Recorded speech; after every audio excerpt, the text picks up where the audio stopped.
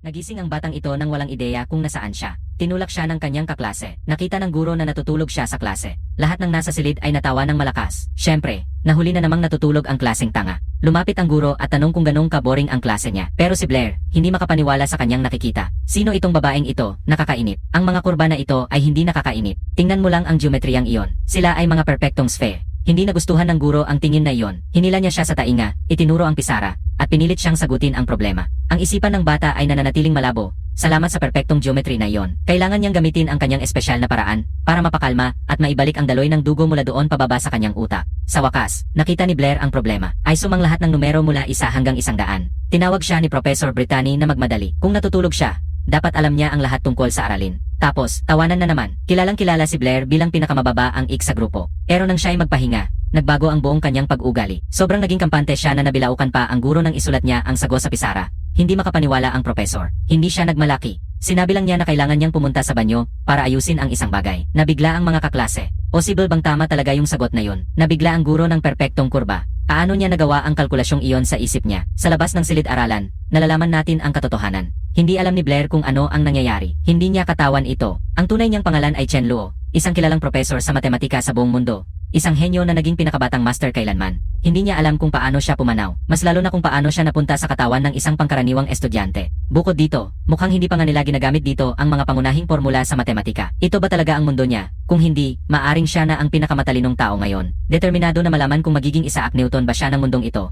Hindi napapansin ng ating pangunahing tauhan ang isang babae sa halway. Nagkabanggaan ang dalawa. Bam! Parang bowling ball na sumalpok sa pin. Masakit ang ulo ni Blair. Pero nararamdaman niya ang isang napakamalambing na bagay sa kanyang kamay na, sa totoo lang, naging sulit ang lahat. Naglalaho siya pabalik nang mapagtanto ang sitwasyon at inalok ang babae ng kamay. Galit na galit siya. Blair, ikaw na naman. Blair, naguguluhan. Tanong lang, magkakilala ba tayo? Ang babae ay namula ng todo. Sinubukang takpan ang kanyang yaman habang sumisigaw. Ganoon din ang ginawa mo noong unang araw ng pasukan.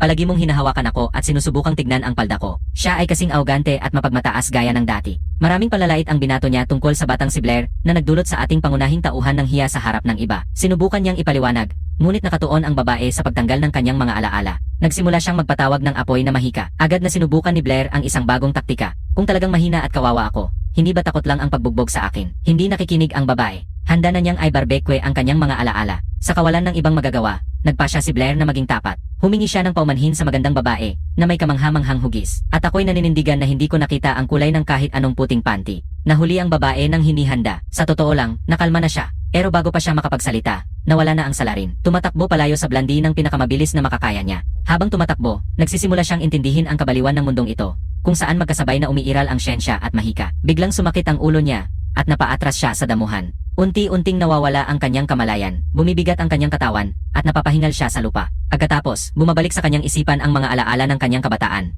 kung saan nakikita siyang tumatawag sa kanyang ama. Lumipat ang eksena sa isang reflection sa isang kalat na tubig. Ipinapakita ang ilang tao sa harap ng isang palasyo. Isang lalaki ang naghahatid ng isang magandang kahon sa isang babae. Tinatawag siyang kanyang mahal at sinusubukang aliwin siya. Pagkatapos niyon, niyayakap ng babae ang isang bata sa braso at mabilis na pumasok sa isang malaking bahay na may 2 palapag. Sa loob, habang inaasikaso niya ang kanyang mga gamit, naririnig niya ang usapan ng 2 babae tungkol sa balita. Sinasabi nilang ang babae at ang bata ay mga may lupa, pero ang lalaking sumusuporta sa kanila ay pumanaw na. Lumilipad ang alaala, at ngayon ay nakikita natin ang isang batang masayang tumatakbo para sabihin sa kanyang ina na natanggap siya sa akademya ng Shandonasa. Si Blair ang batang iyon. Nag-alala ang kanyang ina at pinapayuhan siya tungkol sa mga panganib na kanyang haharapin sa akademya. Tinitingnan niya ang kanyang anak, naalala niya ang kanyang yumaong asawa, at napagtanto kung gaano sila kamukha. Pagkatapos niyon, tumalo ng mga alaala sa buhay niya sa akademya, kung saan palagi siyang hindi ginagalang ng kanyang mga guro. Iniisip niya na mabayaran ang utang ng kanilang pamilya. Sa huli, galing siya sa isang marangal na pamilya na naubusan ng yaman, kaya kailangan niyang magtrabaho ng doble. Ang problema, ipinanganak ang lalaking ito nang walang kahit anong mahikal na kapangyarihan. Hindi pa nga makagawa ng simpleng munting apoy. Dahil diyan, ang buhay niya sa akademya ay naging impyerno. Inagtatawanan ng lahat ang kanyang mga kabiguan, na nagdulot sa ating binata ng matinding pagbagsak. Bigla siyang nagising at humarap sa isang batang babae na may asul na buhok, nakikiusap at nag-alala, nagtatanong kung ayos lang siya. Lubos na nalilito si Blair, nagtatanong kung sino ang babaeng ito at paano niya siya nahanap doon. Inabot ng babae ang kanyang kamay upang tulungan siya, at sinabing kailangan na niyang pumunta sa klase ng teorya ng mahika. Tumayo ang ating binata, nakasandal sa kanya para suportahan, at pasasalamat na medyo nagulat. Wala namang nag-alala sa kanya dati. Pagdating nila sa silid-aralan, nagsimula na ang leksyon sa teorya ng mahika, habang pinag-usapan ng professor ang apat na pangunahing elemento. Habang nakikinig sa paliwanag, nagsisimula ng maunawaan ng pangunahing tauhan kung paano gumagana ang mundo na ito. Ikaw ay ipinanganak na isang mangkukulam o isang karaniwang tao. Samantala, ang professor na may kulay abong buhok ay ipinagpapatuloy ang kanyang lektura. Sinasabi niya na ang mga mangkukulam ay gumagamit ng mga orasyon, galaw, at espiritual na lakas upang kontrolin ang mga elemento. Ngunit para magawa iyon, kailangang ipanganak ang isang tao na may talento. Lumilipas ang panahon, sa wakas ay natatapos na ang klase. Lahat ng estudyante ay masaya at nagkakatuwaan na umalis sa silid-aralan. Ipinagdiriwang ang pagtatapos ng klase. Pagkatapos ng lektura, napansin ng professor na may isang tao na nanatili upang magtanong. Tumingin siya at nakita si Blair, at walang gaanong gulat na tinanong kung ano ang nais nitong malaman. Tinanong ni Blair ang professor kung posible bang matutunan ang mahika ng hindi ipinanganak na may talento rito. Inaputol agad ng professor ang tanong niya. Sinasabing imposibleng kontrolin ang mga elemento ng walang likas na talento. Sa oras na iyon, nagsimula ng tumawa ang mga kaklase na nandoon pa rin sa silid, dahil alam nilang walang anumang kapangyarihan ang pangunahing tauhan. Pagkatapos, lumapit si Toby at sinubukang pasayahin siya. Sabi niya kahit hindi makapagtapos si Blair, palaging may lugar para sa kanya sa lupa ng ama ni Toby. Nang marinig ang pangalan, naalala ng pangunahing tauhan na siya lang ang kaibigan ng dating may-ari ng katawan na ito. Matapos nilang mag-usap, ngumingiti si Toby ng malaki. Nagpaalam ng magkaibigan, nagwawav sa isa't isa. Biglang napansin ni Blair na nakatingin sa kanya ang batang babae na may asul na buhok. Tinanong niya kung may kailangan siya. Nainis ang babae at tumakbo palabas ng kwarto. Pero bago yon, sinabi niya na sinabi ni Professor Brittany na pumunta siya sa opisina nito pagkatapos ng klase. Naalala niya ang babaeng iyon. Palagi siyang nakapaling sa kanya buong araw. Parang gusto niyang magsalita ng isang bagay. Napagtanto ng lalaki na kahit na siya ay isang henyo sa matematika, hindi ito makakatulong ng malaki sa isang mundo ng mahika kung wala siyang anumang kapangyarihan. Sa kabila ng pag-asa, nagpasya siyang subukan ang kaunting mahika na mayroon siya upang tumawag ng apoy. Tumingin siya sa kanyang kamay, nagkonsentrate, sinubukang gamitin ang teknik ng fireball, umaasang may mangyayari. Luming niya ay unti-unting nawawala, at nagsimula ng sumiklab ang kawalan ng pag-asa dahil mukhang nabigo na naman siya. Ngunit bigla, mula sa kawalan, pumutok ang kanyang kamay sa isang maliwanag na orange na apoy. Lubos siyang nagulat, nakatitig ng may paghanga sa apoy sa palad niya. Hindi niya maintindihan. Nakikita lang niya ang ningning na kulay dilaw doon. Hirap niyang paniwalaan na totoo ito dahil, ayon sa pagkakaalam niya, walang halimaw na lakas ang bagong katawan niya, pero hindi na maitatanggi pa. Kailangan niyang tanggapin ang katotohanan, at kahit na isang buntong hininga ng ginhawa ang kanyang inilabas. Pagkatapos nito, nagsimula na maglaro-laro ang ating binata gamit ang kanyang bagong kapangyarihan. Pagkatapos, tumigil siya at nagsimulang magtaka kung paano, bigla na lang, lumitaw ang kakayahang ito. Sa tingin niya, nangyari ito dahil sa kung paano nag-cruise ang mga mundo. At bigla niyang naalala na kailangan niyang makipag-usap sa guro. Pumunta siya sa opisina niya, kumatok sa pintuan, at narinig ang isang boses mula sa loob na nagsasabing pumasok siya. Humihingi ng paumanhin sa pag-abala. Pumasok ang ating binata sa opisina ng guro sa matematika. Ngunit nang tiningnan niya, lumiit ang mga mata niya at namula siya ng todo. Nakita niya ang guro, na medyo gwapo, sa isang kakaibang posisyon at nakatayo lang doon na nakatingin. Ngunit tila hindi niya napapansin ang reaksyon niya at masaya siyang bumabati. Sa puntong ito, nakatayo pa rin ang pangunahing tauhan, nakatitig lang sa kanya. Sinasabi ng guro na huwag mag-alala sa eksena, dahil palagi niyang ginagawa ang kanyang mga kalkulasyon sa ganoong posisyon. Nananatiling medyo naiilang si Blair at nagtatanong kung bakit siya tinawag. Pagkatapos ay hiniling niya sa kanya na umupo sa upuan sa tabi ng kanyang mesa. Sandali siyang umatras, pagkatapos ay bumalik at naglagay ng panulat at papel sa harap niya. Tumingin ang batang lalaki sa papel at nakita niyang ito ay isang bagong problema sa matematika na kailangang lutasin. Habang naghahanda siyang magsimula, sinasabi ng guro na lalabas muna siya sa opisina sandali. Pero hindi nag-atubili, agad niyang sinagot ang sagot. Nagulat ang guro at tinanong kung ano ang sinabi niya. Ulitin niya ang paihong numero, inapatunayang tama ang sagot. Bigla, mabilis na lumapit sa kanya ang blondie. Niyayakap siya sa balikat, at nagsimula ng magtanong, galit na galit, kung paano niya ito nasolusyonan. Dahil para sa kanya, matagal na ang problemang iyon. Medyo galit na tanong niya kung nasolusyonan na niya iyon dati. Kahit na pumili lang siya ng numero 79 ng pabor-pabor. Gusto mo talagang malaman ang sagot, sa halip na magbiro. Muling iginiit niya na sabihin niya kung paano niya ito nagawa. Ang tingin ng lalaki ay di sinasadyang napapatingin sa kanyang dibdib, at medyo nahihiya. Pumayag siyang ipaliwanag ang lahat. Nagtataka pa siya, iniisip na sa kaibuturan, medyo inosente ang kanyang guro. Agad siyang pumasok sa paliwanag ng walang sayang na oras. Sabi niya nakita niya ang guro na nilulutas ang problema sa pamamagitan ng pagdadagdag ng mga numero isa-isa. Sabi niya, medyo delikado ang ganitong paraan at madali kang makakamali. Pero binati niya siya dahil tama naman ang mga kalkulasyon niya. Tumingin siya sa mga papel niya, ganap na nalilito, at sinabing iyon lang ang paraan na alam niyang solusyonan ito. Ngumiti ng malaki ang ating lalaki at sinabing mali siya. Nagsimula siyang magpaliwanag ng isang bagong paraan, kung saan una mong kailangang hanapin ang isang pattern. Ayon sa kanya, kinukuha mo lang ang unang numero kasama ang huli, ang pangalawa kasama ang pangalawang sa huli, at iba pa. Ang pagdaragdag ng mga pares na ito ay laging nagbibigay sa iyo ng 80. Tinanong niya ang guro kung ilang pares ng mga numero na nagdadagdag hanggang 80 ang nasa problema. Tumatalon ang blonde sa kanyang upuan at sumigaw ng sagot, 39. Agad siyang pinuri ng bata at sinabihang umupo. Ngunit agad ding humingi ng paumanhin, sinabing nakasanayan lang niya. Ipinaliwanag niya na sa ganitong paraan, hindi na isang malaking problema sa pagdaragdag ang problema, kundi isang simpleng pagmultiple. Ipinapakita niya na gamit ang metodong ito, maaari rin niyang mabilis na mahanap ang sagot. Ang guro, masaya na natutunan ang isang bagong paraan. masaya niyang idineklara na ito ay isang kamanghamanghang paraan upang lutasin ang problema. Higit pa rito, sinabi niya mismo na maaring mapabuti pa ang metodong ito. Inupuri niya siya sa kanyang kalaman at nagsimulang ipaliwanag na may mas magandang paraan para sa metodong ito. Pagkatapos ng kanyang paliwanag, bigla na lang siyang natigil. Sinusubukang intindihin ang lohika ng lahat ng nangyayari. Nakikita ang kanyang guro na nakapako ang tingin. Tinawag niya ang pangalan nito, nag-alala. Sa tingin niya, masyadong mataas ang antas ng matematika mula sa kanyang mundo para maintindihan nito. Sa wakas ay nakabangon siya at lumingon, medyo nadismaya. Nagtatanong kung siya ba mismo ang nakaisip ng paraan na iyon. Iniiwasan ng pangunahing tauhan ang tanong at sinabing ginawa niya ang paraan para mapadali ang mga kalkulasyon. Sa isip niya, hindi niya maintindihan kung babanggitin niya ang pangalan ni Gauss. Biglang hinawakan ng guro ang kamay niya at tinawag siyang henyo. Para sa ating pangunahing tauhan, pakiramdam niya ay medyo mantiko ang eksena. Sabi niya na may maliwanag na kinabukasan na naghihintay sa kanya kung mag-aral pa rin silang dalawa ng magkasama. Yumuyuko siya ng pula, binanggit ang pangalan niya, at tinangkang magsalita. Nararamdaman ng guro ang mood, nahihiya, at umatras mula sa kanya, nagmamadaling umalis sa kabilang direksyon. Pero bigla, nagbago ang kanyang ekspresyon nang pumasok sa isip niya ang isang ideya. Buong sigla, inirekomenda niya na maging isang kamanghamanghang matematisyan si Blair. Ang sagot niya ay isang mabilis na hindi. Napuno ng ambisyon ang tingin. Sumisigaw siya na nais niyang maging isang kamanghamanghang mangkukulam. Tumingin siya sa kanya nang may pagkalito at nagtatanong kung bakit. Kaya pinatumba ng guro siya sa mesa at sinabing dapat siyang mag-aral ng matematika. Hindi sayangin ang kanyang talento. Sinasabi niya na bilang isang mathematician, maaari siyang magkaroon ng magandang posisyon sa lipunan at dapat niyang piliin ang landas na iyon, hindi ang mahika. Hindi niya pinapansin iyon at pilit niyang tinutulak palayo ang kamay nito. Ang mahalaga sa akin ay ang mahika at gusto kong maging isang mangkukulam, hindi isang mathematician. Sa palagay ko, sobrang dali lang maging isang mahusay na mathematician sa mundong ito. Kailangan lang niyang banggitin ang ilang umiiral ng mga teoryang matematikal. Pakiramdam niya, parang nananakaw lang siya ng ideya ng iba at mas kawili-wili ang mahika. Matapos mag-isip sandali, nagmungkahi ang guro na magpustahan sila. Sinabi niya kay Blair na may darating na pagsusulit sa mahika sa akademya na magpapasya kung siya ay pwedeng manatili o hindi. Nagmumuni-muni ang batang ito at naalala na kung mabibigo siya, mapapalabas siya. Inagtitibay ito ng guro at sinabing kung talagang gusto niyang maging mahika,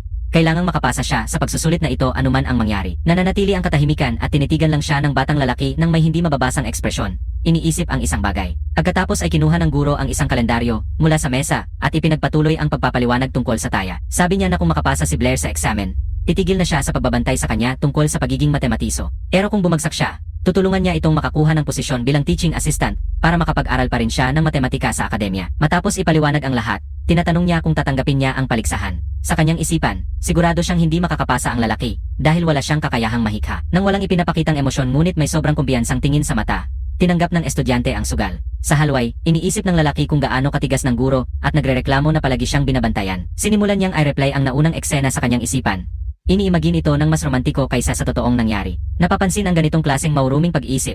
Nagpasya siyang magpalibang sa pamamagitan ng pagpraktis ng magi. Pero bigla, mula sa wala, isang babae na may mga ribon ang tumatakbo papunta sa kanya ng buong bilis. Nagkaroon sila ng matinding banggaan at nagkabanggaan ang kanilang mga ulo. Pagkatapos nyon, pareho silang nagsimulang mahulog sa lupa ng sabay. Naramdaman ng ating pangunahing tauhan na pamilyar ang pakiramdam ng sitwasyon, at pagkatapos ay naramdaman niya ang isang bagay sa kanyang kamay. Pagkatapos mawala ang sakit, bumukas ang mata niya at nakitang nakaupo ang isang babae sa ibabaw niya. Napagtanto ng blondie na nakapatong ang kamay niya sa dibdib nito, at agad nitong sinimulang saktan ang lalaki. Galit na galit, nagpasya siyang gumamit ng mahika at nagsimulang maghanda ng apoy na spell. Bigla, isang orange na bola ng apoy ang lumitaw sa kanyang kamay. Pero napagtanto niyang wala na siyang katapat sa harap. Galit na galit ang babae, nagbubulong tungkol sa kung paanong muli na namang nawala ang lalaki. Sa malayo, humihinga ng maluwag ang ating pangunahing tauhan. Iniisip na kung hindi siya nakatakbo ng napakabilis, siguro ay naging barbeki na siya ngayon. Ilang sandali ang lumipas, ang batang babae na may suot na mga ribon sa buhok ay pumunta upang kausapin ang guro sa matematika. Nagrereklamo siya na nakatagpo siya ng isang pervert 2 beses sa isang araw sa akademya. Matapos magreklamo, lalong siyang mainis at magmamura na kapag nakita niya ulit ang pervert, papatamaan niya ito ng apoy ng walang pag-alinlangan. Natuwa ang guro sa sitwasyon at bahagyang natawa. Ang batang babae na si Isabella, agad na binago ang paksa. Sabi niya, tapos na niya ang math problem na inatasan ng guro. Buong pagmamalaki, sinabi niyang nasolusyonan niya ito mag-isa sa isang gabi at ipinagyayabang. Iniisip na walang makakagawa nito ng mas mabilis. Inuri pa siya ng guro, pero binasag niya ang ilusyon niya sa pagsabi na isang lalaking nagngangalang Blair ang nakasagot sa parehong takdang aralin sa loob lang ng 1 minuto. Bumababa ang panga ni Isabella, lubos na nalilito, at tinatanong kung paano niya nagawa iyon ng napakabilis. Ipinaliwanag ng guro na may isang partikular na teoryang matematikal para dito at nag-alok na ipakita sa kanya. Kaya't nagsisimula ng ipaliwanag ng guro kung paano talaga gumagana ang paraan na ginamit ni Blair. Pagkatapos ng aralin, nakatitig si Isabella na parang hindi pa rin siya makapaniwala, alam mo na. Pero unti-unting naiintindihan niya ang lohika sa likod ng teorya, at biglang naisip niya ang isang bagay na nagpasabog sa kanya. Hindi siya makapaniwala na si Blair mismo ang nakaisip nito. Sa sandaling iyon, napagbasyahan ni Isabella na kailangang makipagkita sa henyo na lumikha ng teoryang ito. Tinanong niya ang guro tungkol sa kanya. Ang mga mata niya ay kumikislap sa kasiyahan habang naghihintay ng sagot. Medyo naiilang ang guro sa kanyang reaksyon. pero pumayag na ipakilala sila. Hindi na magtatagal, binuksan ni Isabela ang pinto ng silid-aralan ng Mariin at tumasok ng walang paalam. Nagsimula siyang sumigaw sa harap ng lahat. Tinatanong kung nasaan ang lalaking nagngangalang Blair. Malinaw na ipinapakita niya na talagang gusto niyang makilala siya. Ang isa sa mga kaibigan ni Blair, labis na nagulat, ay halos magsasalita na upang sumagot. Ngunit bigla na lang siyang piniga sa hita para mapahinto. At sino ang pumiga sa kanya? Walang iba kundi si Blair mismo, na nakatago sa ilalim ng mesa. Naiintindihan agad ng chubby na kaibigan at gumawa ng kwento para kay Isabela. Sinabing kakalabas lang ni Blair para magtrabaho. Tumingin siya ng may pagtataka. Seryoso ka ba? Medyo ganoon ang tingin niya, at nagtatanong ng walang sagot. Nang makita niyang walang silbi, sumuko na siya sa paghihintay at hiniling sa mga lalaki na ipaalam kay Blair kapag bumalik na siya. Kaibigan niya ay bahagyang kumaway, sobrang ginhawa, at nangakong ipapasa ang mensahe. Pagkatapos umalis ni Isabela, sumara ang pinto ng silid-aralan. Tanging pagkatapos niyon, nagpasya si Blair na umakyat mula sa ilalim ng mesa. Sinigurong tuluyang umalis na ang blondeng babae. Pagkatapos ng buong eksena, isang sobrang nakakahiyang katahimikan ang bumalot sa silid, at ang buong klase ay nakatitig kay Blair na parang nagsasabing ano yon. Hindi niya maintindihan kung bakit siya biglang naging sentro ng atensyon. Tinanong niya ang kaibigan niya kung bakit nakatitig sa kanya ang lahat. Sa sagot, niyayakap lang ng kaibigan niya na may benda sa mukha ang kanyang balikat ng mahigpit. Ang kaibigan niya, na may halatang pag-alala sa mukha, ay tinatanong si Blair kung ano ang nangyari sa pagitan niya at ng batang si Isabela. Nalilito si Blair, hindi maintindihan ang reaksyon ng lalaki. Nakikita ito, binigyan siya ng kaibigan niya ng tingin na parang baliw ka ba, at tinanong kung alam niya kung sino talaga ang batang babae na pumasok sa kwarto. Sinimulan ng kaibigan niyang ipaliwanag na marami siyang koneksyon na pwedeng magdulot ng seryosong gulo. Pero basta na lang siyang tinatanggihan ni Blair, na sinasabi na sa loob ng akademya, walang makakatama sa kanya. Pagkatapos, ang kaibigan niya, na parabang nakikita na ang lahat ay magwawakas sa hindi maganda, ay nagtatanong tungkol sa pangalan ng akademya. Sagot ni Blair ng walang peke, nasa Becker Avenue daw ang campus. At doon na sumabog ang balita. Sinabi ng kaibigan niya na nasa lungsod ng Yabo ang campus, at ang alkalde roon ay walang iba kundi ang ama ni Isabela. Doon na tuluyang pumasok sa isipan ni Blair ang lahat. Naiintindihan niya ang kalalimang problema niya, at nagsimula siyang magpanik, nagtatanong kung ano ang gagawin. Nare-realize niyang gulo na siya, at tinatanong ang kaibigan kung pwede na lang siyang humingi ng tawad sa babae. Pero bigla, isang sigaw mula sa likod ng kwarto ang tumawag sa pangalan ni Isabela, at pareho silang napalingon, nagulat. Isang blonde na lalaki kasama ang kanyang grupo ang nakatingin ng masama sa ating binata. Sabi niya na ang isang walang kwentang tulad ni Blair ay hindi tatagal ng 2 araw doon. Ang pangalan ng lalaking blonde na ito ay Boder, isang taong palaging nananakit sa ating pangunahing tauhan noon. Sinubukan ng kaibigan ni Blair na ipagtanggol siya, pero sa loob niya, iniisip niyang tama si Boder. Ini ang dahilan kung bakit sa akademyang ito, kung wala kang kakayahan, wala kang respeto. At mas masahol pa, lahat ng mga estudyante sa ikalawang taon ay kailangang kumuha ng pagsusulit. Sino mang hindi makakapasa, out, expelled. Sa teorya, sobrang simple lang ang pagsusuli sa mahika. Dapat kayang makapasa kahit sino ng madali. May isang kondisyon lang, walang kakayahang mahika si Blair. Para sa kanya, ang eksamen na ito ang katapusan ng daan. Biglang naputol ang kanyang pag-iisip nang may malakas na kalabog sa isang kalapit na mesa. Si Boder ay galit na sumisigaw kay Blair. Nagtatanong kung bingi siya o ano. Biglang bumigat ang hangin, at nagsimula ng magmura ng walang sawang ang blondeng lalaki. Hindi pinapalampas ng kaibigan ng ating pangunahing tauhan ang ginawa niya. Naging matigas ang ekspresyon niya habang naghahanda siyang bumawi kay Boder. Hinamon ang blondie na makipaglaban agad dahil sa pagiging bastos at mayabang niya. Pero naguguluhan siya at tinatanong kung ano ang kaugnayan ni Toby, ang kaibigan ni Blair, sa lahat ng ito. Umupuno ng tensyon ang dalawa, at malapit na silang mag-away. Boder, na may galit na mukha, nangakong hindi niya ito makakalimutan. Tumalikod siya at umalis kasama ang mga kaibigan. Sinabing sa susunod, si Blair ang magbabayad sa lahat. Tinitingnan lang ng ating pangunahing tauhan, medyo maputla ang itsura, habang umaalis ang mga bully sa kwarto. Nagulat pa siya nang makita na ipinagtanggol siya ni Toby, ang chubby niyang kaibigan, na nagpapatunay na tunay siyang kaibigan. Diretsong tanong ni Blair kay Toby na tulungan siya kay Isabela kung sakaling may gulo. Sumasang-ayon si Toby, pero pinapaalalahanan siya na sa panahong iyon, siya na mismo ang makikipag-away kay Blair. Pagkatapos noon, tinitigan lang ni Blair ang kanyang kaibigan ng may anong, na mukha, lubos na nalilito. Ilang araw ang lumipas, sa wakas nagsimula na ang pagsusulit sa mahika. Inanunsyo ng propesor ang mga patakaran at nagbala na ang sino mang mabibigo ay alis na sa akademya. Ang gawain ay simple lang. Kailangan tumayo ang mga estudyante sa likod ng linya at tamaan ang target gamit ang isang fireball. Ang pagsusulit ay nagsimula kay Boder, na pumasok ng mayabang, ipinapakita na siya ang pinakamahusay doon. Mabilis siyang gumawa ng apoy at tinamaan ng diretso sa target. Sinusubukan ng instruktor ang lalaki at sinabing pasado siya sa pagsusulit. Tuloy-tuloy ang pagsusulit, bawat isa ay nagkakaroon ng pagkakataon. Biglang, sa gitna ng karamihan,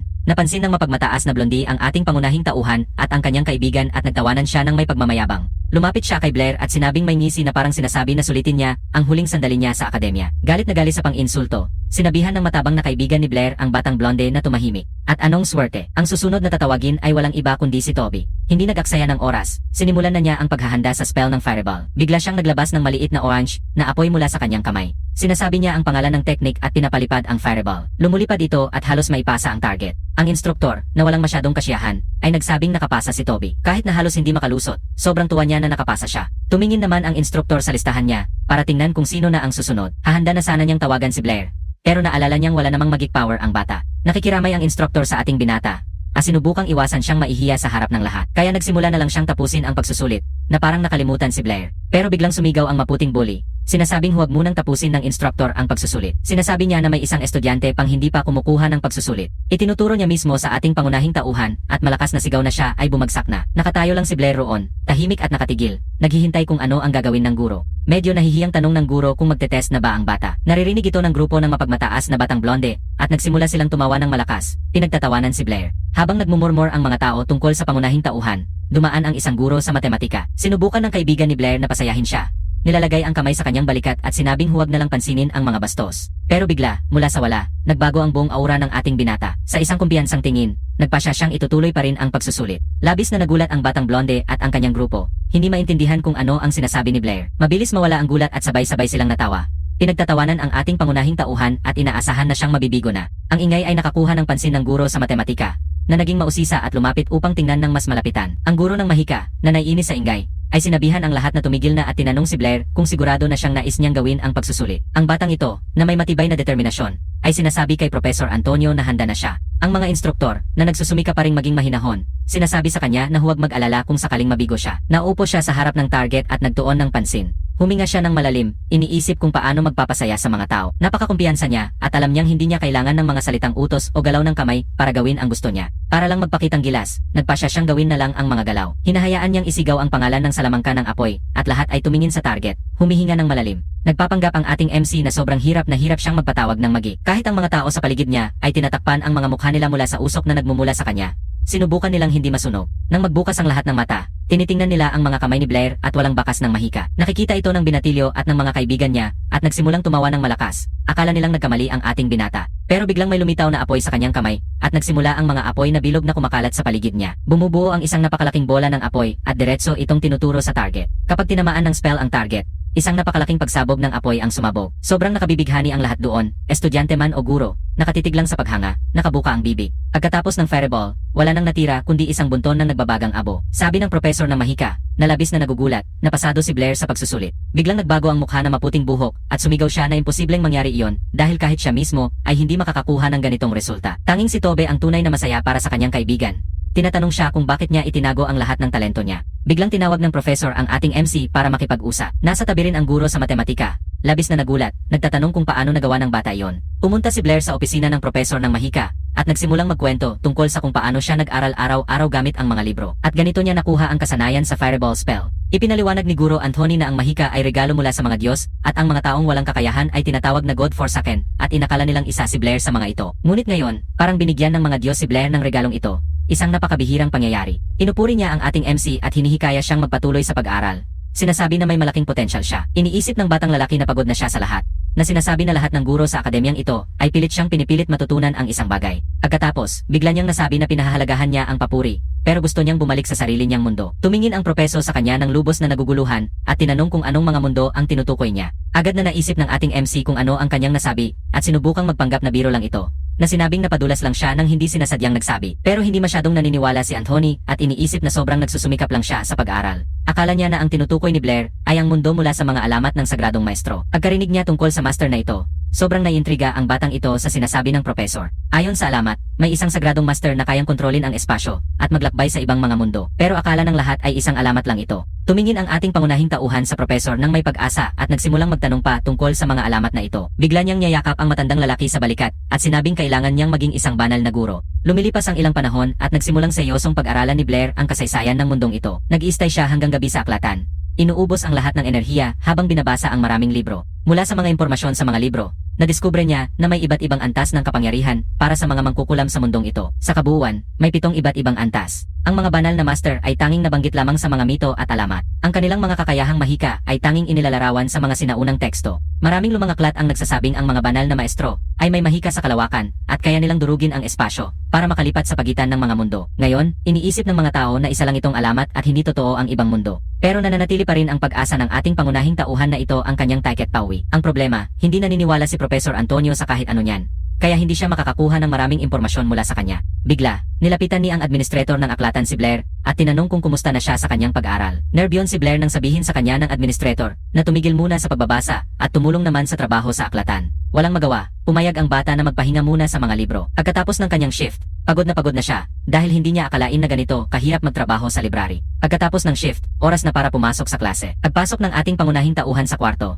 isang kakaibang katahimikan ang bumalo sa lugar. Nagsusulatan ang lahat tungkol sa kanyang resulta sa pagsusulit dahil nakakagulat ang kanyang magandang performance. Hindi tumitigil ang usapan at nagsimula ng makabigat sa kanya ang biglaang kasikatan na ito. Bigla siyang napalingon nang makita si Isabela sa gilid ng mata niya at nanatili na lang na nakapako. Hindi maintindihan ng lalaki kung anong ginagawa ng babaeng ito dito at nakatitig lang sa kanya. Halos hindi makahinga. Nakaupo ang blonde sa isang kakaibang posisyon na sobrang nagpapagulo sa kanya. Sinubukan pa niyang lumayo para hindi siya makita. Bigla, tumayo si Isabela mula sa kanyang upuan at sigaw na hindi lang niya alam na si lalaki ay si Blair pala. Nang makita na malapit ng sumabog ang sitwasyon, sinubukan ng pangunahing tauhan na pakalmahin at tapusin ang usapan. Pero agad siyang pinutol ng babae at tinawag siyang pervert sa harap ng lahat. At tuloy pa rin si Blair sa paghahanap ng paraan para mapakalma ang blonde.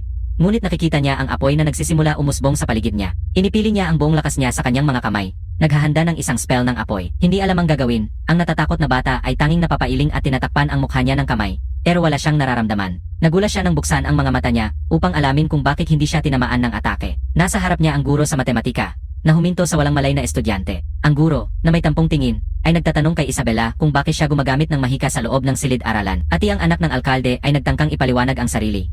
Ngunit pinutol siya ng guro bago pa man siya makapagsalita. Pagkatapos nyon, tinawag ng guro si Blair papunta sa kanyang opisina. At hindi pa doon nagtapos. Inipili niyang isama si Isabela rin. Ayaw na niyang magkagulo pa. Umayag ang ating lalaki at tahimik na nagtungo sa opisina ng guro. Mabilis na umalis ang dalawang estudyante at ang guro. Sinara ang pinto sa likod nila. Pagkatapos ng nakababaliw na eksena, nanatili ang lahat sa tahimik, sinusubukang intindihin ang nangyari. Isang blonde na lalaki sa klase ang nagulat. Hindi maintindihan kung bakit sobrang nakakuha ng pansin si Blair. Samantala, sa opisina ng guro, ikinukwento ng ating binata ang lahat ng nakakahiya na nangyari kasama si Isabela. Sinusubukan ng guro na pagayosin sila. Sinasabi na lahat ay isang malaking hindi pagkakaunawaan. Sa presyon ng guro, umayag ang blonding babae na patawarin ang lalaki. Pagkatapos ay binago ng guro ang paksa. Binanggit ang pagsusulit sa mahika at pinuri ang pangunahing tauhan sa kanyang pagsisikap. Sinabing tapos na ang palitan nila ng pangako. Sabi niya ay talagang naiintriga siya sa kanyang pagganap. At hiniling niya sa kanya na ipakita kung paano siya nakapag-evolve ng biglaan at nakamit ang mga kakayahan sa mahika. Binabaan niya ito, sinasabing swerte lang iyon at sa totoo lang, siya ang may mga tanong para sa kanya tungkol sa mahika. Hindi ito pinilit ng blonde at naghintay lang, curious kung ano ang itatanong niya. Pagkatapos ay binaba niya ang tanong. Para magamit ang isang elemento, kailangan mo bang gumamit ng galaw ng kamay at magbigkas ng mga orasyon? Si Isabela, na laging may pagkakataon, ay nakikialam sa usapan para pagtawanan ang pangunahing tauhan. Sinasabing bobo ang tanong niya. Nang mapansin na medyo tanga ang tanong niya, medyo nahihiya si Blair at nagtatanong kung meron bang mga eksepsyon sa mga mangkukulam. Nagsimula ang guro na ipaliwanag na kahit ang pinakamakapangyarihang mga mangkukulam ay nangangailangan ng mga orasyon at galaw. Ang kaibahan lang ay sa kanilang antas. Magagawa nila ito ng mas mabilis. Sabi niya, ang mahika ay isang regalo mula sa mga Diyos. Sila ang nagturo sa mga tao kung paano gumamit ng mga galaw at spell para tawagin ang mga elemento. Para magawa ito ng walang anumang bagay, kailangan ng isang tao ang tinatawag nilang banal na kaliwanagan. Sobrang nakakatawa ang tanong para sa estudyante, kaya tinanong niya kung bakit seryoso pang sinasagot ng guro. Nagsimula siyang magtaka kung dahil galing siya sa ibang mundo, baka nalimutan siya ng mga Diyos dito. Ito ay mga pangunahing kalaman sa mahika. At kung gusto niyang maging isang salamangkero, kailangan muna niyang pag-aralan ang teorya. Pero tinawag siya ng guro sa isang dahilan na ang babae ay nabanggit na. Binibigay niya sa kanya ang isang nakatiklop na papel at ipinaliwanag na ito ay isang siyentipikong journal kung saan inilalathala ang mga pinakamahalagang gawa. Nagmamadaling tiningnan ni Isabela na nasa malapit ang journal at nabigla. Napansin niya ang pangalan ng guro sa matematika kasabay ng pangalan ng ating binata at nagkaroon siya ng sobrang reaksyon. Ipinaliwanag ng guro na naintindihan niya ang paraan ng pag-asikaso ng binata at kahit nakasulat pa siya ng isang papel tungkol dito. Ngunit ang lalaking may itim na buhok ay isa lang ang naiisip. Kung kikita siya mula sa publikasyong ito, dahil ang sweldo niya sa library ay isang biro lang at parang binabasa ang kanyang isipan, biglang tinawag ng guro ang pangalan niya. Ibinibigay niya ang isang maliit na pouch ng pera at sinabing ito ang kanyang gantimpala sa kanyang ginawa. Ito ay isang malaking halaga ng pera, katumbas ng higit sa 2 taon niyang sahod sa library. Sa kagalakang halos hindi niya maitago, nagkukunwaring nahihiya siyang tanggapin ito at iniaalok ang kalahati ng pera sa guro. Sa kabuuan, pumayag siya ng walang pag-iisip at kinuha ang kalahati ng pera para sa sarili. Biglang bumaba ang mukha ni Blair. Hindi niya inaasahang tatanggapin niya talaga ang pera niya. Ang sakit ay napakalaki dahil inialok lang niya ito bilang paggalang. Sa isang pangungusap, nawala ang kalahati ng lahat ng perang kanyang kinita. Dahil dito, nagsimula siyang mag-isip ng madilim na paraan upang makaalis sa mundong ito sa lalong madaling panahon. Ngunit biglang may isang bagay na nakakakuha ng kanyang buong atensyon at matagal siyang nakatitig sa guro na may bagong interes. Gusto niyang malaman kung par-pareho ba ang bayad sa bawat artikulong inilalathala sa siyentipikong journal na iyon. Sa sagot, narinig niya na bayad ito para sa bawat nailathalang artikulo. At bigla, pumasok sa kanyang isipan ang isang napakagandang ideya na kailangan niyang ibahagi. Bigla siyang nagsimulang magpaliwanag ng isang bagong teorya. na dala niya mula sa kanyang lumang mundo. Napagtanto ng guro kung ano ang kanyang tinutukoy at tinawag itong enigma ni Hughes. Ang batang lalaki natin, na hindi talaga pamilyar sa siyensya ng mundong ito, ay tumingin sa babae ng may kalituhan. Ipinapaliwanag niya na ang palaisipan ni Ralph ay isang problemang pang-matematika na nilikha ng ilang sinaunang pantas. Ganito ang kwento. Si Ralph ay may 7 anak na lalaki. Bawat anak ay may 7 bag, bawat bag ay may 7 pusa, at bawat pusa ay may 7 kuting. Ang mismong problema ay hindi tungkol sa malalaking numero. Kung pagsasamahin mo lang lahat, makukuha mo ang sagot. Pero kung mas malaki ang mga numero, mas maganda kung may ibang paraan para masolusyonan ito. Kaya tinitigan ng dalagang blonde ng taos puso at nagtatanong kung kaya niyang lutasin ang palaisipan ni Ralph gamit ang ibang paraan. Sa may kumbiyansang tingin, sinasabi niya na may ilang ideya siya tungkol dito. Ang babae ay labis na nai-inspire sa kanyang sagot at nakiusap na makipagtulungan sa kanya sa bagong paraan na ito. Lumilipas ang oras habang nagtutulungan sila, at makalipas ang ilang oras, ang estudyanteng nasa opisina buong maghapon ay natutulog sa kanyang upuan. Bigla siyang ginising ng isang sigaw sa tabi niya. Yung umiyak ay ang professor. Nagtatalon siya sa tuwa. Sinasabi na sa wakas nalutas na ng ating binata ang problema. Nabigla si Isabela at tinanong ang pangunahing tauhan kung nag-isip niya mag-isa ang ideya. Tumingin siya sa kanya ng mapanukso at tanong kung talagang gusto niyang malaman ang sagot. Sobrang mausisa ang blondie at gustong malaman ang sagot. Sabi niya, wala naman siyang espesyal na kakayahan. Nag-aral lang talaga siya ng todo. Nakanganga, tinatanong niya kung totoo ang sinasabi niya. Ilang sandali pa, iniisip pa rin niya ang sinabi niya. Bigla siyang nagulat nang may hindi inaasahang pangyayari sa harap niya. At napatingin siya sa protagonist sa 3 taon na gusali at nagtaka kung ano ang ginagawa niya roon dahil siya ay isang 2 taon. Inangako niya sa sarili na mahuhuli niya siya sa akto ngayong pagkakataon. Ngunit bago pa niya mapansin, nawala na naman siya sa paningin. Sa puntong ito, malapit na ang pangunahing tauhan sa isang mataas na pader na bato sa likod ng gusali ng 3 taon. Ito ang lugar na sinabi sa kanya ni Toby. Umaasang hindi gagawin ng kaibigan niya ang isang bagay na walang kwenta. Sa isang maliit na tulak, tumalon ang batang ito sa pader at biglang naalala ang kanyang guro sa mahika. Sabi niya sa kanya na kung gusto niyang matuto tungkol sa mahika, dapat siyang pumunta sa asosasyon ng mahika sa lungsod ng Yabo. Nasa likod ng pader ang isang nakakagulat na bagay, at napapako ang pangunahing tauhan sa isang sandali. Pinagmamasdan niya ang lahat, pinapahalagahan ang kakaibang arkitektura ng lungsod. Ang lugar ay tahimik at mapayapa, ngunit ang pangunahing kalye ay puno ng buhay. Mga mangangalakal sa bawat kalye ay nananawagan sa mga posibleng mamimili, umaasang maibebenta ang kanilang mga paninda. Tahimik na naglalakad ang lalaking may maitim na buhok sa buong lungsod. Pinapahalagahan ang kagandahan nito. Napapansin niya ang isang matayog na kastilyo na may magagandang puting pader sa gitna nito. Agad niya itong nakikilala. Iyan ang asosasyon ng mahika na hinahanap niya. Bago pumasok, maingat niyang tinanggal ang isang maskara mula sa kanyang bulsa. Kailangan niyang mag-ingat. Mas mabuting huwag nang ipakita ang kanyang tunay na pagkakakilanlan ng walang dahilan. Dahil tahimik ang pasukan ng asosasyon, diretso siyang pumunta sa pangunahing desk. Doon, nakasalubong niya ang isang batang babae na may asul na buhok na agad nag-alok na tumulong. Agad na nakikilala ng ating pangunahing tauhan si Molly, isa sa kanyang mga kaklase, at nagtatanong kung bakit siya nagtatrabaho doon. Inaalok siya ng babae ng serbisyo ng isang mataas na antas na mentor. Ngunit sobrang mahal ang singil nito. Nang marinig niya ang presyo, medyo nagulat siya, hindi maintindihan ang halaga. Siyempre, wala siyang ganoong kalaking pera, kaya't binibitawan na lang niya ang ideya at nagsimulang umalis sa gusali. Pero pagkatapos, tinawag siya ni Molly pabalik. Sabi niya kung ang pera ang problema, maari siyang magparehistro sa library ng asosasyon. Lumiko si Bollier, nagulat, at muling nagtanong para lang masiguro na narinig niya ng tama tungkol sa library na ito. Lumalabas na ang library ng Magic Association ay may libo-libong libro tungkol sa paksa. At ang pinakamaganda pa, libre ito. Nang mapagtanto niyang hindi niya kailangang gumastos kahit 1 sentimo para matuto, sobrang na-excite siya at gusto agad magparehistro. Pero para magawa iyon, hiningi nila ang isang mage certificate na sa kasamang palad, wala siya. Akala ni Molly na isa na siyang mage, at ipinaliwanag na ang pagpaparehistro ay para patunayan na alam talaga niya ang tungkol sa mahika. Sabi niya, maari niyang patunayan ang kanyang kakayahan agad-agad sa pamamagitan ng pagpapakita ng kanyang magagawa. Medyo nag-alangan ang lalaki at nagtatanong kung pwede bang kunin ang pagsusulit agad-agad. Pero palala ni Molly na ang espesyalista ngayong araw ay isang totoong mahigpit. Sa kabila nito, hindi nawawalan ng pag-asa ang ating pangunahing tauhan at tumayag na kunin ang pagsusulit. Lalo na't hindi praktikal na tumalon muli sa pader. Ilang sandali ang lumipas, dumating sila sa silid ng tagasuri, isang lalaking nagngangalang Andreu. Napansin ng batang lalaki na nakasuot siya ng puting balabal ng isang mage na may 2 pilak na guhi. Ibig sabihin nito, isa siyang mid-level na mage ng elementong apoy. Hindi nagaksaya ng oras ang mage at diretso sa punto. Tinatanong kung sino ang batang ito at bakit niya suot ang mask na yon. Sinaipakilala niya ang sarili bilang si Chen Luo mula sa nakaraang mundo. At ipinaliwanag na ang maskara ay upang itago ang sunog na nakuha niya habang nagsasanay. Ang matandang nakaupo sa tabi niya ay nagsabi ng may pang-insulto, na sinasabing dapat na espesyal ang kanyang mga fireball para mapaso niya ang sarili niyang mukha. Andreu, na may bahagyang interes, nakikita niyang kakaiba ang pangalan ng bata at nasa kanyang edad, isa lamang siyang mababang antas na madye. Nagmumungkahi si Molly na pumunta sila sa silid ng pagsusulit para subukan ang kakayahan ng lalaki. Ngunit tumanggi siya ng diretso, na nag-iwan kay Molly na nagulat. Sabi ng tagasuri na hindi na nila kailangan ng silid at pwedeng gawin ang pagsusulit dito mismo. Hinahayaan ang ating batang magpakita kung ano ang kaya niya. Tumingin si Bellier sa Medj, nagtataka kung seryoso ba siya na kailangan niyang gumamit ng mahika dito mismo. Nabibigla siya sa kakulangan ng espasyo sa kwarto. Tumingin sa kanya ng pang-insulto ang matandang lalaki, at sinabing hindi masasaktan si Andreu sa kahabag-habag na maliit na fireball na malamang gagawin ng bata. Sa kanyang bahagi, hindi na siya nakipagtalo at tinanggap na lang ang mga kondisyon. Tumigil siya sa harap ng examiner at nagsimulang ilabas ang lahat ng kanyang mahikal na lakas sa kanyang kamay. Hindi masyadong gusto ng mangkukulam kung paano binibigay ang spell. Pero sa gulat ng lahat, nagsimula ng mag-ipon ng napakalaking lakas sa kamay ng pangunahing tauhan. Bigla, naisip ng lahat na magiging malaki ang apoy, at sumigaw si Andreu na tumigil. Ngunit huli na ang lahat para i-cancel ang spell. At pinipili ng lalaki na gamitin ang kanyang kakayahan ng buong buo. Ang buong kwarto ay napuno ng maliwanag na liwanag mula sa isang napakalaking fireball. Isang maliwanag na liwanag ang sumaklaw sa lahat.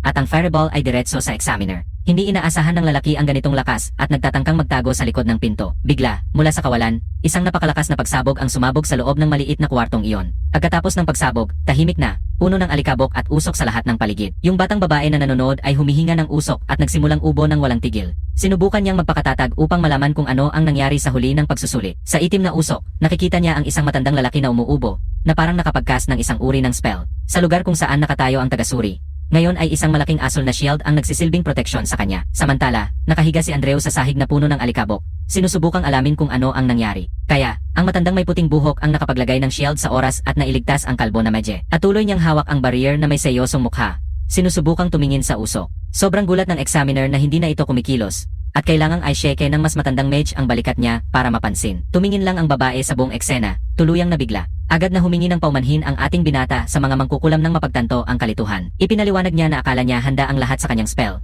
Kaya niya ito binigay ng buong buo. Matapos ang lahat ng kaguluhan, nakapasa ang pangunahing tauhan sa pagsusulit. Ilang sandali ang lumipas, nasa ibang kwarto siya na kumukuha ng sertipiko bilang mangkukulam at card ng aklatan. Kinuha niya ang mga dokumento at sinimulang suriin ang mga ito. Yung babae kanina ay lumapit at nagsabing nawo siya sa ginawa niya sa harap ng mga tagasuri. Nagdasalamat si Chen Luo, ang pangalan ng pangunahing tauhan, sa papuri, nagpaalam, at umalis. Sa totoo lang, tinawag niya siya sa pangalan niya, at nanatili siyang nakatayo roon, naguguluhan, iniisip kung saan nila nakilala ang isa't isa at paano niya nalaman ang pangalan niya. Pagdating sa library, na-impress si Chen Luo sa dami ng mga aklat. Hindi siya nagaksaya ng oras sa pagkuha ng isang libro, at pag-upo sa isang walang laman na mesa para magbasa. Nagulat ang ating binata, dahil ang mga libro ay naglalaman talaga ng maraming mahalagang impormasyon. Mas interesado siya sa mga tungkol sa kapangyarihang mahika at espiritual. Sa madaling salita, ang lakas ng isang mangkukulam ay tinutukoy ng kanilang antas ng espiritual na kapangyarihan. Mas lalo kang magiging malakas sa iyong mahika kapag mas marami kang espiritual na lakas. At hindi pa diyan nagtatapos. Ang mga mataas na antas na mangkukulam ay kaya pang kontrolin ang mga elemento ng mas mahihinang mangkukulam. Pero medyo magulo ang paliwanag tungkol sa apat na mahikal na elemento sa mga libro. Dahil ang kalaman sa mundong ito ay medyo pangunahing.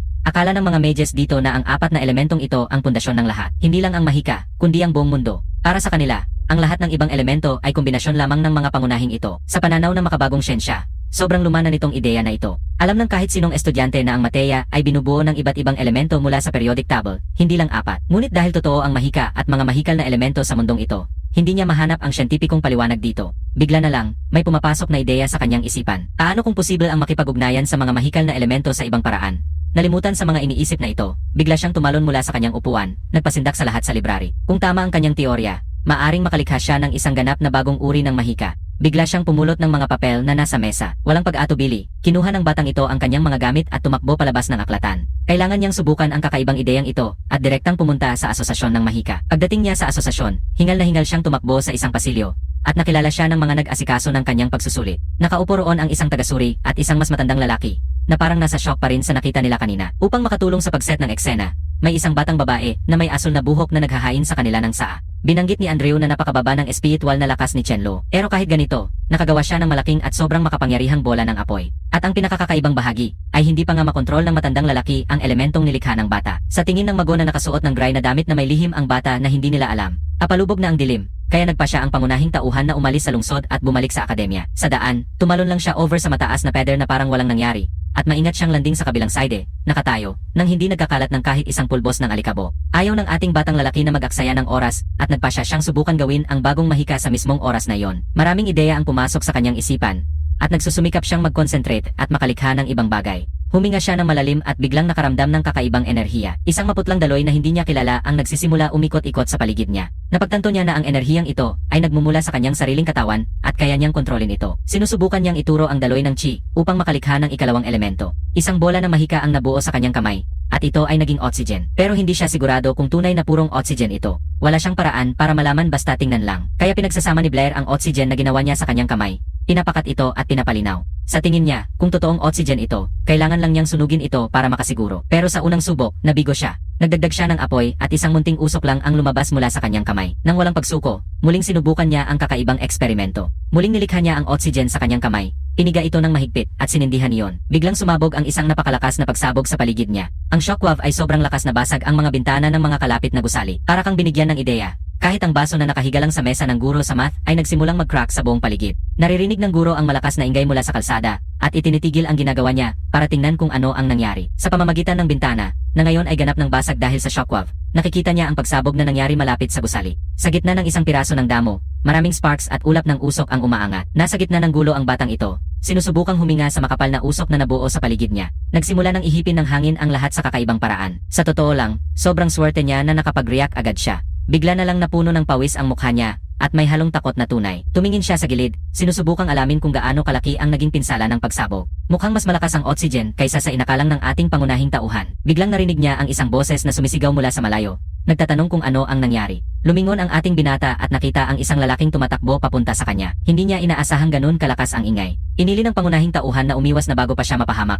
Kaya tumakbo siya papunta sa gubat upang magtago. Sa kabila ng kaguluhan, mukhang nakagawa si Blair ng isang bagay na mahalaga. Makalipas ang ilang sandali, nakikita natin siya sa silid-aralan, iniisip ang lahat ng nangyari. Pagod na siya mula sa buong magdamagang pag-aaral, kaya nagpasya siyang magpahinga sandali sa tabi ng kanyang mesa. Ngunit hindi siya pwedeng magpahinga ng tahimik. Bigla na lang, may pumasok na tao at matinding pinagsasapak siya sa likod. Si Toby yon, na nagmamadaling ikinukwento ang drama noong isang gabi. Para hindi mapansin, sinabing natulog siya ng parang bato. Ang balita ay may isang pagsabog malapit sa gusali ng mga third year na nagwasak sa lahat ng mga bintana. Akala ng lahat na isang sobrang makapangyarihang match ang gumawa nito, pero walang nakakaalam kung bakit. Sabi ng ating pangunahing tauhan na hindi pa niya nakikita ang ganitong klaseng match, at tinitigan siya ng kaibigan niya ng may gulat, nagtatanong kung ibig sabihin niya na hindi pa niya nakikita ang isang high-level medje. Sa totoo lang, ang kanilang guro sa matematika ay isang napakataas na medje. Nang marinig ito, ang mukha ni Blair ay puno ng gulat, at bigla siyang tumalon mula sa kanyang upuan. Ilang sandali ang lumipas, nagpa siya ang ating pangunahing tauhan na pumunta sa guro. At ang eksena ay pumunta sa kanyang pagtuktok sa pintuan ng kanyang opisina. Binuksan niya ito halos agad-agad at batiin ang kanyang estudyante. Dumating ang ating binata sa tamang oras, dahil gusto na niyang makipag-usap sa kanya. Sabi niya na ang asosasyon ng mga matematiko ay naglathala na ng isang artikulo tungkol sa enigma ni Routh. At dahil siya ang nagmungkahi ng solusyon, siya ang nakalista bilang una sa mga may akda. Inapalakpakan siya ng guro sa paglutas ng pinakamahirap na problema sa matematika.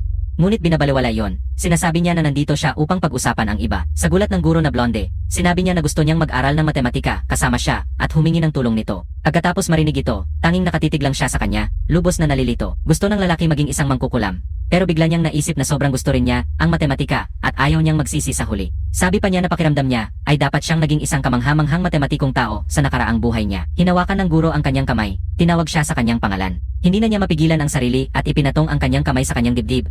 Sinasabi kung gaano siya kasaya na marinig iyon. Niyayakap niya siya at sinabing mula ngayon ay mag-aral sila ng matematika araw-araw pagkatapos ng klase. Sa sobrang hiya, sinubukan niyang umalis sa yakap. Dahan-dahang itinutulak siya gamit ang mga kamay niya at ginamit ang pagkakataon para humingi rin ng tulong sa mahika. Lubos pa rin siyang nailang sa eksena. Naririnig niyang pumayag ito sa lahat at nagpa siyang umalis agad doon. Nagmamadali na siyang pumasok sa pintuan, sabik na makalabas. Binubuksan niya ito, ngunit tinawag siya ng guro na blonde. Pinaalalahanan siya tungkol sa kanilang usapan kinabukasan. Tumango lang siya, gustong tumakbo palayo. Pero bigla, sinabi niya sa kanya na tumigil at maghintay ng isang minuto pa. Kaya umupo siya sa kanyang mesa, niyayakap ang kanyang mga kamay, at sinusubukang alamin kung paano sasabihin ang nasa kanyang isipan. Lubos na nalilito si Blair, nakatitig sa kanya ng nerbiyos. Pagkatapos, naisip ng guro, tanging pumayag ang lalaking may maitim na buhok sa mga leksyon sa matematika para matulungan siya sa kanyang mahika. Nabahala siya dahil napagtanto niyang hindi tapat ang kanyang hiling. Nang makita na siyang nahuli, nagpanik ang pangunahing tauhan. Nag-iisip agad ng mabilis na dahilan. At bigla, pumasok sa isip niya ang isang napakagandang ideya upang makaligtas dito. Sabi niya na dahil magkasama na tayo ng matagal, mas madali niyang itatanong tungkol sa mahika. Pero bago pa man niya matapos ang kanyang sasabihin, biglang bumaba ng matigas ang kamay ng guro sa kanyang balikat. Mahigpit siyang niyayakap at naguguluhan ng husto ang batang lalaki. Natatakot sa sasabihin nito ngayon. Pero sinasabi ng guro na may talento siya sa matematika at magagamit niya ito bilang isang kasangkapan. Mukhang sapat na ang sagot ng batang lalaki para sa kanya. Sabi niya na magpahinga na siya at huwag kalimutang bumalik pagkatapos ng klase. Naisip ni Blair na paihong matalino at medyo tanga ang babaeng ito. Lumilipas ang oras at sa susunod na gabi, dumating si Blair para sa kanyang aralin. Binubuksan niya ang pinto ng silid-aralan ng guro nang hindi man lang nagbubukas ng pinto at diretso pumasok. Bigla niyang nakita ang dalawang babae sa harap.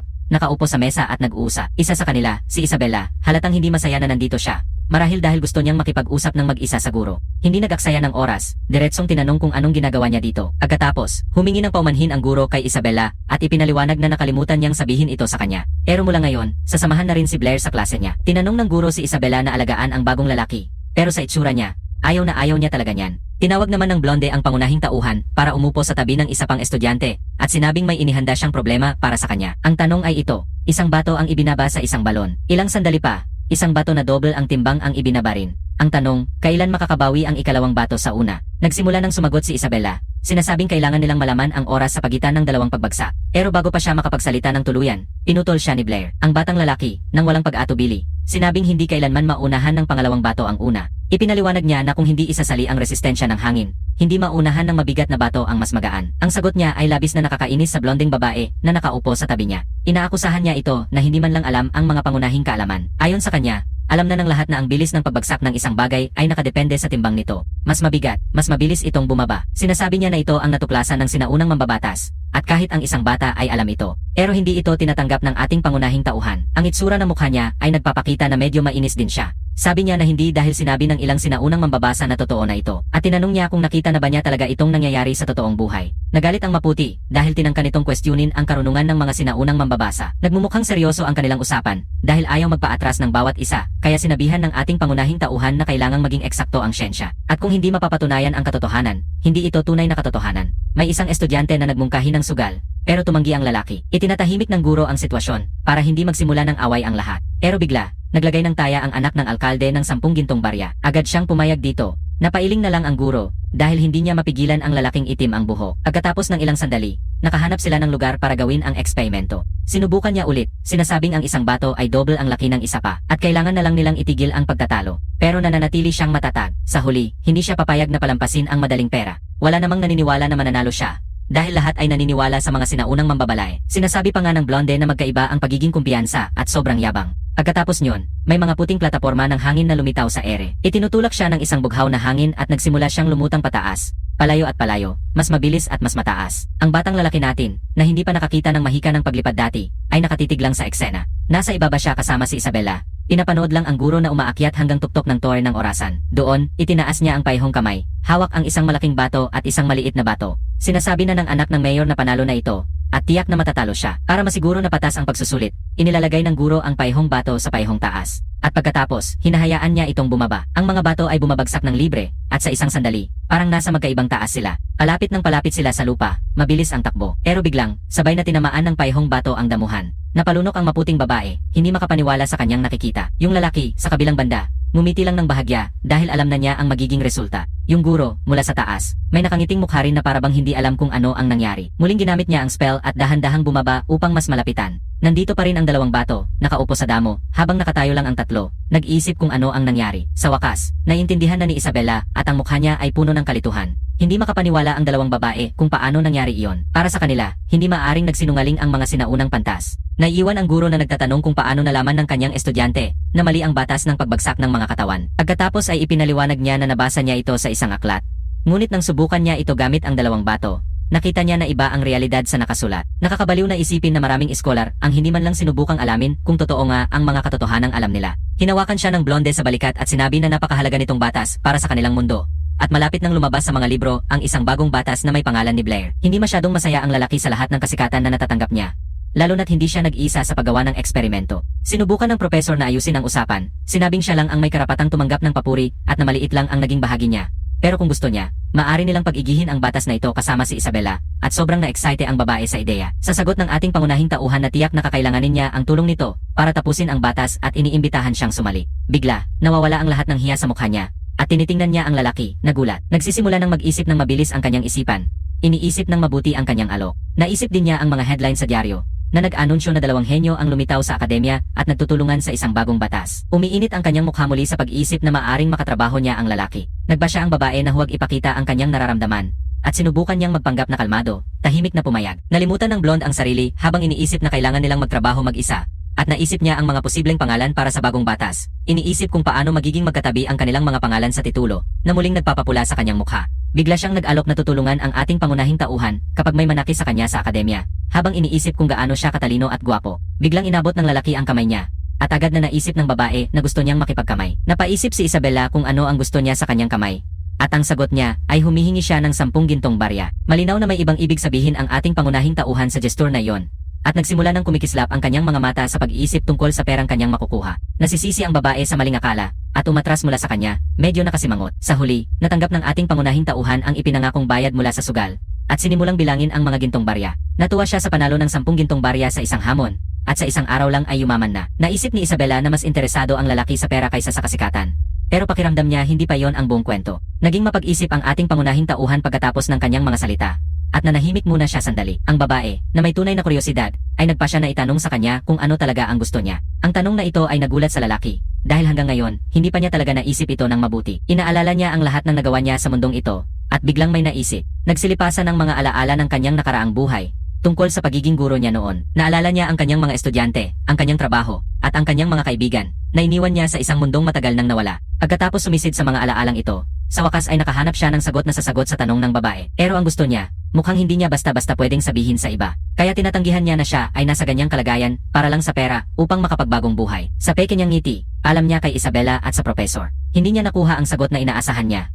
Kaya maingat na pinapanood ng Blondie ang lalaking lumalakad palayo. Na-realize niya na may mga iniisip siya na hindi niya maibabahagi sa kahit sino. Lumipas ang isang araw, nakaupo na si Blair sa klase. Iniisip na mas komportable matulog sa kanyang mesa kaysa sa maliit niyang kwarto. Ngunit sa pagtingin sa sitwasyon, napagtanto niya na kahit papaano ngayon, may pera siya. Alam niyang hindi siya pwedeng manatili lang, kaya kailangan niyang magpatuloy sa paggalaw. Bigla na lamang, tinapik ni Boder ang kanyang kamay sa mesa at tinawag si Blair. Sa pag-alinlangan, sinabi ni Boder na may isang lalaking nagngangalang Fidge na naghahanap sa kanya. Hindi maintindihan ni Blair at tanong niya kung sino iyon.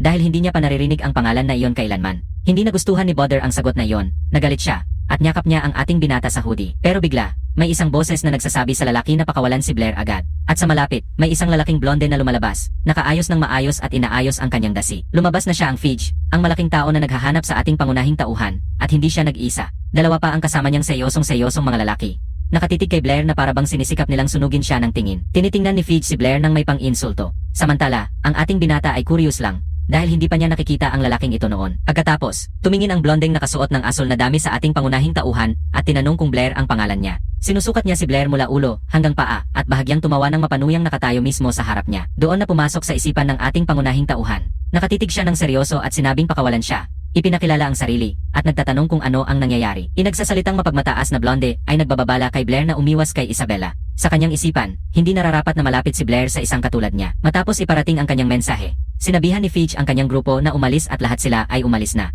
Sa kanyang paglabas, nadikit ang blondie kay Toby na nagdaraan lang. Hindi makayanan ng matabang lalaki ang epekto at hindi niya maiwasang bumaba sa kanyang mga tuhod nang hindi komportable. Sobrang natatakot siya na hindi pa nga makapagsalita.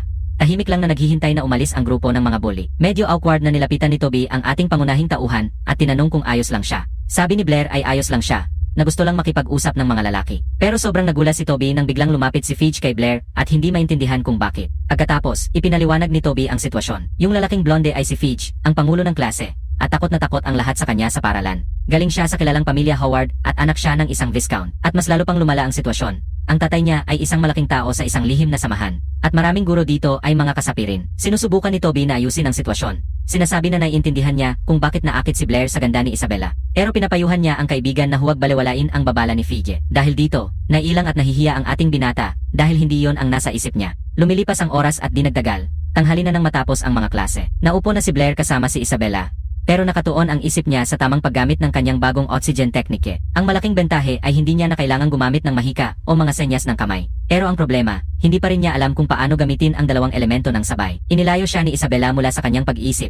Sinabihan siyang tumigil sa pag-aantala. Sinabihan niya siyang sagutan ang problemang inatas ng guro sa matematika. Ang ating pangunahing tauhan, nakanganga sa pagkabagot, ay basta na lang na nagbibigay sa kanya ng isang piraso ng papel. Nang tignan ni Isabela ang papel, nakita niya ang maraming formula at na-realize niyang nasolusyonan na niya ang lahat noong matagal na. Naiwan siyang walang masabi dahil kalahati lang ng problema ang nalutas niya sa parehong oras. Saka sinabi ng ating bida na hindi pwedeng laging pareho ang paraan ng paglutas. Ayon sa kanya, ang sikreto ay ang paghahanap ng iba't ibang paraan ng pag-isip. Sa kabila ng kanyang mayabang na ugali, tumingin siya sa papel, medyo nahihiya. Sa paggamit ng katahimikan, naalala ng lalaki na may nais siyang itanong sa kanya. Nagtataka siya kung paano niya magagawang magsumon ng dalawang apoy ng sabay. At sinasabi niya na kaya niyang magsumon ng maraming ito.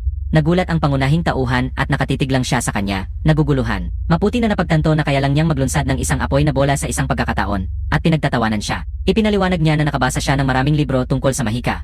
Pero hindi niya nahanap ang kahit anong tungkol sa pagsasama-sama ng maraming spell ng sabay-sabay. Sabi niya, ang mga libro ay nagtuturo lang ng mga pangunahing kaalaman, at hindi saklaw ang mga mas advanced na technique. Para matutunan ang mga iyon, kailangan mong mag-hire ng isang sobrang mahal na tagapayo sa mahika. Pero, dagdag niya, kung may tatawag sa kanya na kapatid, tutulungan niya itong matuto mismo. Hindi nag-atubili, at may seryosong mukha. Tinawagan ng ating pangunahing tauhan ang kanyang kapatid agad-agad. Hindi inaasahan ng babae ang ganitong kabilis at direktang sagot, at labis siyang nagulat. Ang walang emosyon na ekspresyon sa mukha niya nang sabihin niya, ang salitang mahika, ay nagpagulo sa kanya ng husto. Pero dahil ang pangako ay pangako, umayag siyang turuan ang lalaki. Pagkatapos nito, umalis sila sa akademya at humanap ng mas tahimik na lugar para mag-ensayo. Nakatuon ang babae at binibigkas ang spell. Bigla, lumitaw ang maraming dilaw na fireball na nakalutang sa paligid niya. Lubos siyang namangha sa nakita, dahil halos hindi pa niya magawa ang dalawa. Ang tunay na nakakakuha ng kanyang atensyon ay kung gaano ka-stable ang mga spell niya. Sinasabi ng babae na ang pangunahing sikreto sa pagsumon ng maraming fireball ay ang pamamahagi ng espiritual na lakas. Karamihan sa mga tao ay naniniwala na ang espiritual na lakas ay maaari lamang ituon sa isang punto. Pero kapag na-master na ng isang tao ang teknik na ito,